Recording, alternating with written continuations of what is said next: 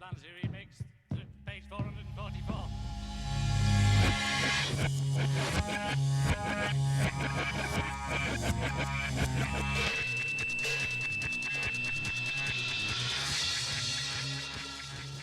Hi, welcome back to take 444, more psychedelic rambles in the realm of the vinyl record, and got some absolute treats this week. We're on the letter C, and in the background I'm playing the Corporation. This is their first album. I think they did two others which I haven't got and I've never seen. This is a reissue, but I don't think it's hugely expensive. And this is the sidelong cover of John Coltrane's India, which was also the inspiration for 8 Miles High. This is fantastic. Anybody who tackles India with a guitar is doing all right in my book. Mighty Baby covered it. No, The Action covered it before they turned into Mighty Baby, and the Corporation make a good fist of it. It's fantastic. Like I say, sidelong, 20 minutes nearly. The rest of the album is great as well.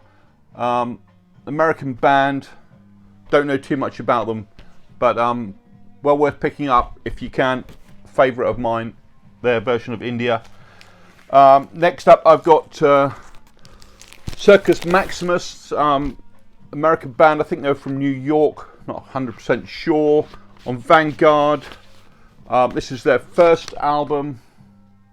Contains the I think it's this guy is Jerry Jeff Walker, who became a country star in the 70s and 80s on Vanguard. This is from 67, I believe, and it's a kind of a folk rock baroque album. It's very good. It's pretty cheap, not difficult to find. This is the standout track on this is the last track on side 2, which is 8 minutes long. It's entitled Wind, and is a kind of a jazz rock, almost psychedelic piece. Brings to mind Changes Now by the Byrds, that kind of thing. It was a bit of a radio hit, I think, underground radio in the States in the 60s, and it's fantastic. Really great drifty pop psych with jazz inflections, as I say, and it's definitely worth hearing if you can. Circus Maximus. Next up is their second album, not quite so good, although it's got a great sleeve.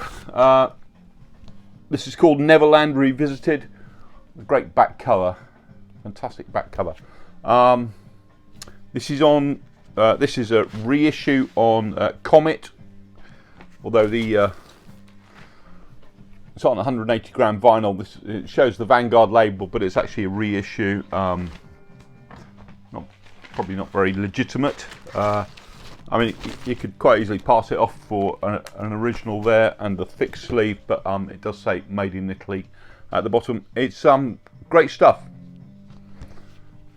Good, again, folk rock, pop psych album. Next up, two brilliant baroque pop psych records that really don't get enough love. This is Chad and Jeremy's of Cabbages and Kings. So this is their first.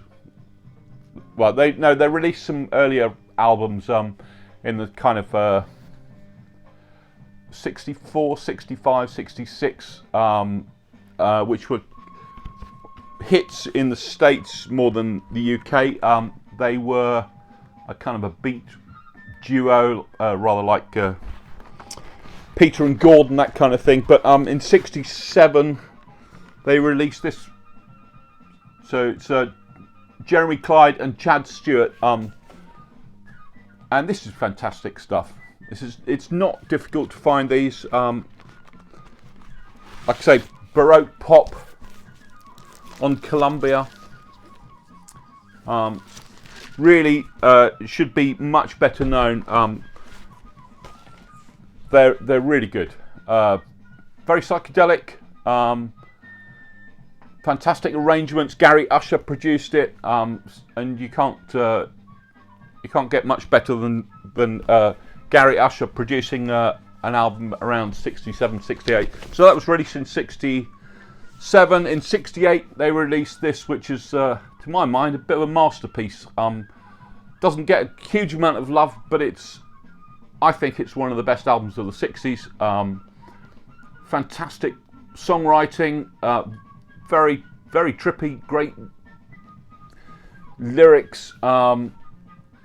It's called The Ark, and it should be in any psychedelic collection in my mind. Again, produced by Gary Usher. Got a great cover. Yeah, it's just the songwriting on this is just brilliant. Again on Columbia, as I say. So it's pretty much all difficult to pick out any highlights. Sunstroke, The Emancipation of Mr. X, and Painted Day Glow Smile. I mean, they give you an idea of the kind of stuff that they're doing. It's very much about the experience, as we might say, and it's yeah, brilliant record. Go out and buy this. You won't be disappointed. Next up, we have a Sunshine Pop record, the Collage. So I can't remember where they were from actually. They're American, but I can't remember which part. So this is on Smash Records. This is an absolute mint condition. It's the sort of record that you can find. If you come across it, you can find it for very little money. It's not that easy to find, but it's never very expensive, or never used to be. I bought this for like £2 or something a few years ago. It's Sunshine Pop, and it's very good psychedelic Sunshine Pop. Very much of its time.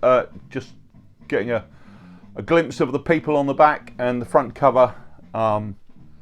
Yeah, great stuff. The Collage. Next up, we have a Dutch band, Cosmic Dealer. This is a reissue that actually only picked up a few months ago. This is called Crystallization.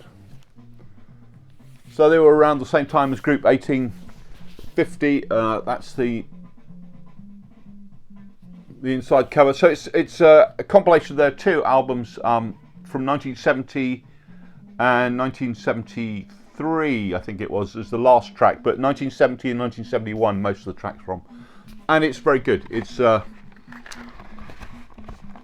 kind of what you would expect a Dutch underground band coming from that time would produce. It's a bit heavy, but it's got pop bits in it. Tracks called Crystallization, Head in the Clouds, Illusions. That's kind of that's the kind of thing that they're after. It's very good. I recommend this album. Yeah, good. I haven't heard it enough times yet, but it's a good record. Next up, we have Chimera, Holy Grail. This is Morgan Bluetown. So this is a pretty interesting thing. It came out. It only came out a few years ago, and it was. They were originally due to be signed on to the Beatles Apple label, but George Harrison vetoed it, and then they were picked up by Nick Mason, Floyd drummer, and he plays on here, and so does Rick Wright.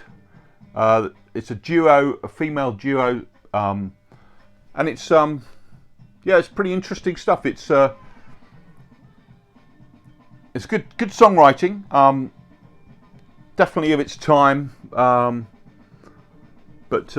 Yeah, it was never released at the time, but it came out, I think it was 2015 originally, but it was recorded about 1970. Check it out. Next up, we have Stimulus by Keith Christmas. This is quite a rare album. It's not seen around a lot on RCA. This is a kind of people call it psychedelic now. It's more singer-songwriter. Keith Christmas was involved in David Bowie's early career. Played guitar on Space Oddity, stuff like that, on that album. This is his first album, 1969. Singer-songwriter, but it's it's of its time. It's so singer-songwriter, but it's obviously got very underground and psychedelic tropes in it. And the backing band on here is the Mighty Baby, who are one of my favourite bands. So it's if you like Mighty Baby, you want to hear some more of them, definitely pick this up. Good stuff. Next up we have Collusion. This is also fairly new acquisition for me. This is on Audio Archives Limited Edition. That's the label. So this is a band from Bedfordshire in the UK. That it was recorded in 71, I think it was. Yeah, 1971. Never released at the time. It came out a few years ago. It's pretty good. It's quite proggy. Got quite a lot of key changes, but there's some heavy guitar, fuzzy guitar in it, and good songwriting. And don't let the prog label put you off, because it's not Yes. But it's it's a good album. And when people say that they can't be anything left when they scrape the barrel of the 60s, things like that keep popping up, unreleased at the time, but definitely worth hearing and releasing. Next up is another bit of a classic, the Chambers Brothers. So this is on Columbia again. This is their first album, I think it is. Time Has Come. This was had a big hit with the title song in '67. This is from, and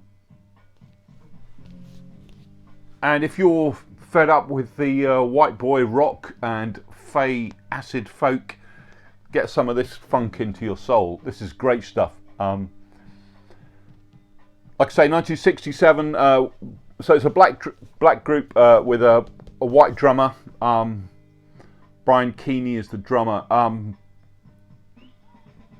But it's fantastic.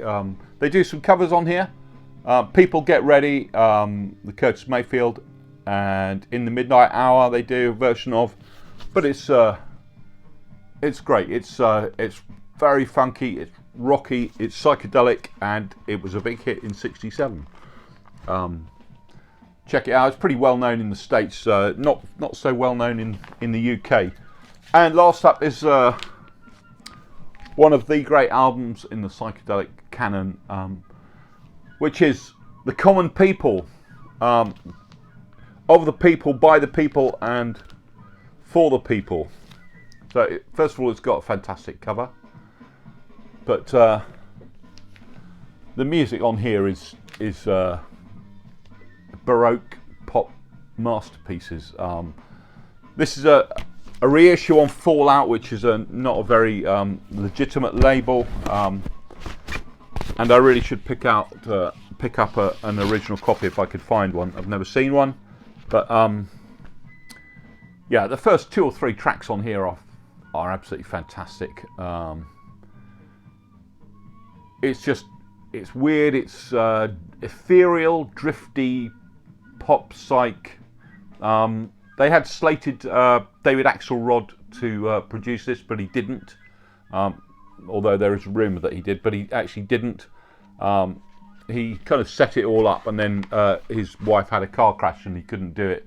But it's very much like a David Axelrod production. It's just fantastic songwriting.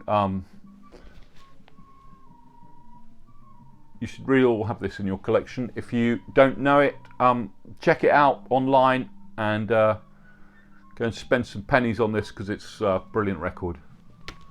The Common People. So that's all for this week. There's some great records there. Of all the ones that I've shown today, I would pick up The Common People and the Ark by Chad and Jeremy. Those two are essential psychedelic records in my book. But that's it. That's all I've got this week. I'll be dishing some more psychedelic vinyl up in the coming days, and I hope to see you then. Bye.